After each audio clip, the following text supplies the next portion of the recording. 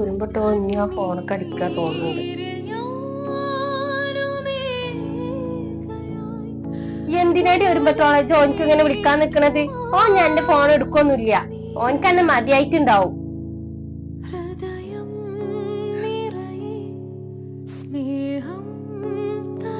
എന്റെ ഇക്ക തിരിച്ചു വരും, നിക്കറിയാം. എന്നെങ്കിലും വരും. ഓളൊരിക്ക ഞങ്ങൾക്കറിയാം ഇനി എന്താ ചെയ്യേണ്ടതെന്നുള്ളത്. എന്താ നിങ്ങളെ ഉദ്ദേശം? ഞാൻ പറഞ്ഞതിന്റെ ഉദ്ദേശം എന്താന്ന് വെച്ചാലേ, ഈ കുട്ടിനെ നമുക്ക് വേണ്ട, അതുകൊണ്ട് അബോർഷൻ ചെയ്യാം. അബോർഷൻ ചെയ്യേ? അതിന് ഞാൻ ജീവിച്ചിരിക്കുമ്പോ നടക്കൂല. എന്റെ കുട്ടിയാണത്. അതിന് ഞാൻ പ്രസവിക്കും.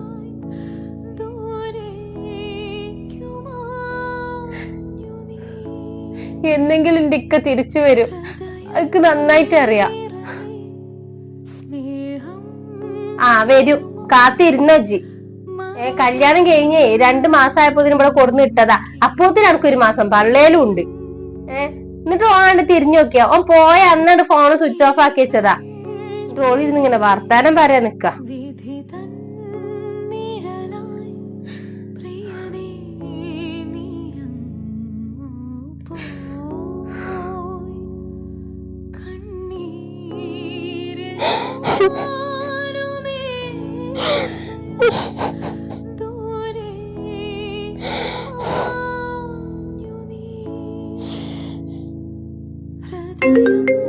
ഈ നേരത്ത് ഫോൺ അടിക്കുന്നത്.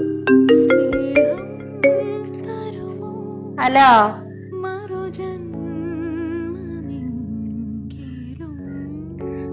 ഓളോ ഒഴിവാക്കിട്ട് പോയിട്ട് ഓനെ ഇവിടെ തിരിയിട്ട് തരണ്ടടക്കം കാണാനില്ല.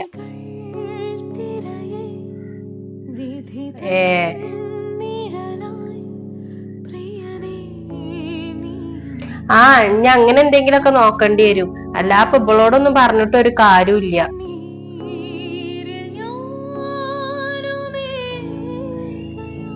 നിങ്ങളെന്തായാലും കൊടുന്നോളി, നമുക്ക് ആലോചിക്കാം. ഓൾക്ക് ഞങ്ങള് പറഞ്ഞതിന്റെ അപ്പുറത്തേക്കൊന്നുമില്ല.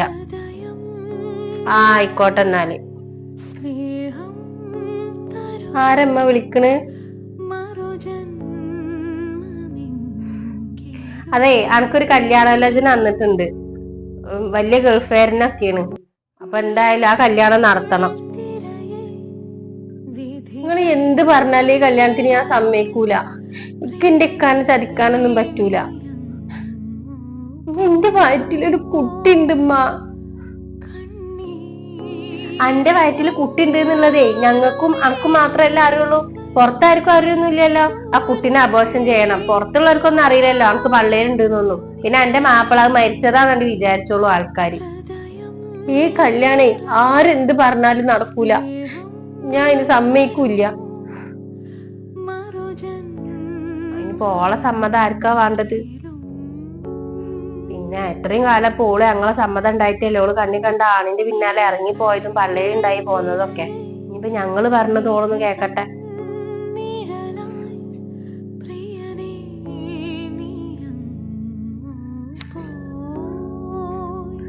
ഹലോ ഇക്ക, നിങ്ങളെവിടെയാണ്?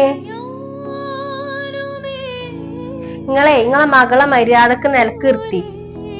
നാളെ ഒരു കൂട്ടരെ കല്യാണാലോചനയായിട്ട് വരുന്നുണ്ടല്ലോ. അപ്പൊ നല്ല പൈസക്കാരനൊക്കെയാണ്. അപ്പൊ എങ്ങനെയെങ്കിലും ഈ കല്യാണം നടന്നിട്ട് നമ്മള് കേച്ചിലാവും. അപ്പൊ പെണ്ണിനോടാണ് പറഞ്ഞ, പെണ്ണ് അതിന് സമ്മതിക്കൂല. പിന്നെ ഇനിയിപ്പൊ ആ പള്ളിയിലുള്ളത് ആൾക്കാർ അറിഞ്ഞിട്ടുണ്ടെങ്കിൽ അത് മോശല്ലേ. അതൊന്ന് അബോർഷൻ ചെയ്യാൻ പറഞ്ഞ അതിനും പെണ്ണ് അയക്കൂല. എന്നെങ്കിലും അവന് വരും എന്ന് പറഞ്ഞിട്ട് ഇരിക്കുകയാണ്. നിങ്ങൾ മര്യാദക്ക് നിങ്ങളെ മകളെ പറഞ്ഞ് മനസ്സിലാക്കി കൊടുക്കി. എന്താ ഞാൻ പറയാൻ കാരണം വെച്ചാലേ, ഇത് നടന്ന നല്ലതാ. ഓനോട് എന്താ ആദ്യത്തെ മാപ്പിള മരിച്ചു എന്നാണ് പറഞ്ഞാ മതിയല്ലോ. ആയിക്കോട്ടെ. നിങ്ങൾ വേഗം വരിങ്ങണ്ട്. ഞാൻ അങ്ങാടിയിലൊക്കെ ഇങ്ങനെ കറങ്ങി തിരിഞ്ഞിങ്ങനെ നിക്കണ്ട. ഇവിടെ വന്നിട്ട് ഓളോടൊന്ന് വർത്താനം പറഞ്ഞൂടി നിങ്ങള്.